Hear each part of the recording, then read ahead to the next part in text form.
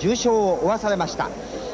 果たしてそういった因縁この In the entire history of wrestling, only one man's finisher was blamed for the deaths of two opponents. His name was Ox Baker, and his heart punch was marketed as the most dangerous move in all of sports. For years, the legend just kept getting bigger. A single, insane punch that could literally stop your heart, thrown by a monster who seemed to love it. This story turned a man into a myth, and a wrestling move into a deadly weapon. But everything you've been told is a lie. This is not just about some wrestling move. This is the story of medical facts going up against wrestling's darkest marketing tactics, where a real-life tragedy was twisted, packaged, and sold to millions of fans who wanted to believe. This is how two men tragically died, and how a third man, Ox Baker, was defined by a legend he helped create.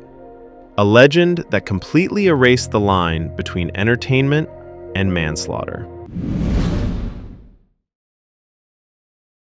To understand the absolute fear Ox Baker created, you have to see the world he dominated.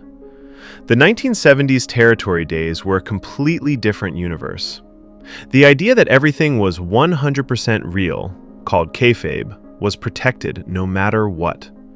Wrestlers lived their characters, and the best bad guys were the ones who could make you genuinely hate them. And then this guy, Douglas A. Baker, stepped into the ring. A man who looked like he was born to be a monster. This dude was a 6'5", 300+ pound machine. But his face is what sold the character. With a shaved head, insane eyebrows, and his signature Fu Manchu mustache, he looked like a villain from a nightmare. A manager once said, "The sight of Ox Baker is enough to scare the devil into going to church." Baker started wrestling in 1964, trained by legends, but he began as a totally different character, a friendly, horn-rimmed glasses-wearing country simpleton. But he quickly figured out his real talent was making people despise him. His promos were unbelievable, with a booming, gravelly voice and a chilling catchphrase that became legendary. I love to hurt people, and I'm going to hurt them too, gentlemen. This wasn't a line. He made it feel like a promise. And his finisher was the key to that promise, the heart punch. The move was just a stiff shot to the chest. He got it from another scary wrestler, Stan Stasiak, but with Ox's insane size and pure rage, his version just felt different, more brutal, more final. And promoters saw money. The heart punch wasn't just a finishing move. It was a pay-per-view event before pay-per-view existed. It was sold as a strike so precise it could literally stop a heart. When Ox Baker raised his arm, fans weren't just waiting for the pin, they thought they were watching a public execution. Baker even claimed the move took down 8,000 opponents. A crazy wrestling exaggeration, but it built this terrifying legend. And that legend was about to get very real. On June 13th, 1971, Ox was in a tag team match when his opponent, Alberto Torres, suddenly collapsed in the ring. He was rushed to a hospital but died 2 days later. He was only 37. At first, nobody knew what happened. But wrestling promoters, who can turn anything into a story, pushed a simple, horrifying idea. Ox Baker had killed a man with the heart punch. Overnight, Ox went from a hated bad guy to a figure of pure terror. The heart punch now had a body count. Promoters everywhere wanted wrestling's most infamous man. The fact that his partner was also blamed at first was completely ignored. The killer gimmick was just too good, and it belonged to Ox. Just over a year later, it happened again. On August 1st, 1972, Baker fought a guy named Gunkel. Gunkel was a massive hero, but he was also a co-owner of the entire wrestling promotion.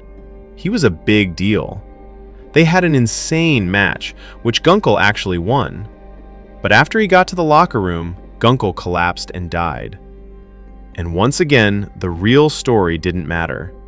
The headline wrote itself. Ray Gunkel, a champion and a hero, was dead. And he had just been in the ring with Ox Baker. The heart punch had killed another man. Baker leaned into this gimmick hard. On TV, he showed no remorse, bragging about what he did. He became the wrestling boogeyman, a real-life monster whose signature move was now, in the minds of thousands, a lethal weapon. The legend was complete. Ox Baker wasn't just playing a killer anymore. To the fans, he was one. For years, the story of Ox Baker killing two men was accepted as fact. It was in all the magazines, and it became one of wrestling's biggest legends. It was simple, it was brutal, and it worked. But the truth? The truth was way more complicated, and it was buried under layers of marketing and lies. The real story of what happened to Alberto Torres and Ray Gunkel isn't about a deadly punch at all. It's about tragic, horrible medical luck. Let's go back to Alberto Torres. When the promoters said the heart punch killed him, they left out what the doctors actually found. Torres didn't die from a punch to the chest. The official cause of death was a ruptured pancreas. The story from people who were there was that Torres came into the match already incredibly sick, wrestling with this condition without telling anyone how bad it was. Back then, wrestlers worked through insane injuries. If you admitted you were hurt, you didn't get paid. Torres was a victim of his own toughness and a pre-existing condition that was a ticking time bomb. The heart punch didn't cause it. The move just happened to be there when the bomb went off. The case of Ray Gunkel is just as tragic and was just as twisted. On August 1st, 1972, after his match with Baker, Gunkel sat down in the locker room, started talking, and then suddenly died. The autopsy revealed the real killer. Gunkel had extreme, undiagnosed arteriosclerosis, basically a super severe heart condition he had no idea about. The medical examiner said the stress from the wrestling match created a blood clot that caused a fatal heart attack. So, did the heart punch kill Ray Gunkel? The answer is a complicated no. It wasn't some magic death blow. It was a normal wrestling move performed on a man whose body was already in a critical state. The punch was just one factor in a tragedy that was going to happen eventually. But in wrestling, death by complications from arteriosclerosis doesn't sell tickets. Killed by the heart punch does. The promoters knew this, and just like with Torres, the medical reports were thrown in the trash for a darker, more profitable story. Ox Baker, who just happened to be in the ring for two separate unrelated medical tragedies, was now officially a two-time killer. He was never charged with a crime because there was no crime. But in the court of public opinion, the verdict was already in. The lie was just way more powerful than the truth. The deaths of Alberto Torres and Ray Gunkel were horrible tragedies. But for wrestling promoters, they were a once-in-a-lifetime business opportunity. They didn't just let the rumors spread, they actively and ruthlessly used these deaths to build the most feared character in the entire sport. This was never about honoring the dead. It was about creating heat and turning that heat into insane amounts of money. The strategy was simple. Take a coincidence and sell it as a pattern. In every single town Baker went to, the announcer would tell the grim stories of Torres and Gunkel. They'd show clips of the heart punch, building it up over and over as a weapon of death. And Baker played his part perfectly. In interviews, his eyes would bulge out of his head while he screamed about his power, shouting that he didn't care who he hurt. He never, ever showed remorse. Privately, Baker was shaken by the deaths, but in front of a camera, he was a complete monster. This created some incredibly dangerous situations. The most insane example happened in Cleveland, Ohio. Baker was supposed to run into the ring and interfere in a match, but the Cleveland crowd knew the legend. They believed a real-life killer was in their building. When Baker hit the ring and started hitting a wrestler named Ernie Ladd with the heart punch over and over, the crowd didn't see a wrestling show. They thought they were watching an attempted murder unfold right in front of them. It got even worse when Ladd, who was known for being super tough, refused to go down. As Baker just kept hitting him, the entire arena exploded. Fans, literally thinking they were about to see a third man die, swarmed the ring, throwing chairs, bottles, anything they could grab. A few people, who were reportedly armed with knives, tried to climb in after him. It was a full-blown riot, all started by a story that had become too real. One fan even smashed a chair over Baker's head, giving him a scar for life. Baker and another wrestler had to literally run for their lives to escape the mob. The riot was proof the promoters had succeeded. They had created a villain so believable that fans were willing to get violent to stop him. Back then, riots meant headlines, and headlines sold tickets. Ray Gunkel's death also changed the business forever. His wife, Anne, expected to inherit his part of the company. When the other owners tried to shut her out, she used the sympathy from her husband's death, a death still blamed on Baker, to start her own competing company. The shadow of the heart punch wasn't just starting riots, it was completely changing the wrestling industry. Through all this, Ox Baker became a huge star. He won a ton of championships and fought all the biggest heroes like Dusty Rhodes and Randy Savage. He was a headliner everywhere, but he never won that one major world title because no one wanted their top hero to lose to him. It didn't matter. The titles were extra. Ox Baker's real draw wasn't gold. It was the terrifying, completely fabricated story of the men he'd killed. The monster on your TV screen who screamed, "I love to hurt people," was just a character.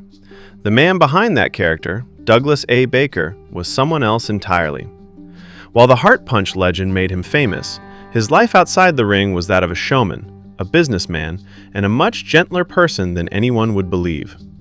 After a super long career, Baker retired from full-time wrestling in 1988, but he didn't quit the business. In 1989, he opened Ox Baker's Wrestling School, and one of his most famous students was a giant young man named Mark Calloway, who you probably know as The Undertaker. It's crazy that the man whose career was built on a dark legend helped train the man who perfected the supernatural character. Baker also became an actor. He was in a 1980 Jackie Chan movie called The Big Brawl, but his most famous role was in the classic movie Escape from New York. Baker played Slag, the huge monster forced to fight Snake Plissken in a death match. That role made his terrifying look famous forever. And here's the most unbelievable twist. The man famous for the heart punch loved to cook. He even wrote Ox Baker's cookbook, which was full of his favorite recipes mixed with stories about his wrestling friends. In his later years, he was often happier talking about his recipes than his wrestling matches.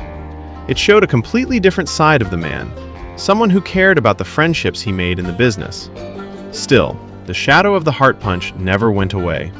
Even though he played the killer for decades, the reality of it was a heavy weight to carry. He almost never talked about the deaths of Torres and Gunkel because he knew the tragic truth. He was trapped by his own character. The gimmick that made him a global star was built on the real-life deaths of two of his co-workers, a dark fact that defined his entire legacy. He was never a murderer, but he became wrestling's most famous one. Douglas Ox Baker passed away on October 20th, 2014, at 80 years old. And in a final, unbelievable twist, the cause of death was complications from a heart attack. The man whose career was defined by a fake, heart-stopping punch ultimately died from a real one. So what is the legacy of Ox Baker? His story is basically the story of wrestling itself. It's about the lies and marketing that defined the business and the uncomfortable truths hiding behind the curtain. There was no lethal heart punch. There was only a perfect storm of tragic medical coincidences, a marketing machine that needed a monster, and a performer who could play that monster better than anyone. Ox Baker wasn't a killer. He was a professional who understood the art of wrestling better than almost anyone. He and the promoters didn't just protect the fantasy, they weaponized it. They used real-world tragedy to create a legend so powerful it could start riots. A legend that made thousands believe a man could kill with his bare hands. The story of the Heart Punch is a dark, fascinating chapter in wrestling history, and a reminder of a time when the line between a show and reality was dangerously and profitably blurred. If you enjoyed this insane dive into one of wrestling's biggest legends, smash that like button and subscribe for more deep dives into wrestling history. And let us know in the comments, what other wrestling myths do you want us to investigate next? Thanks for watching!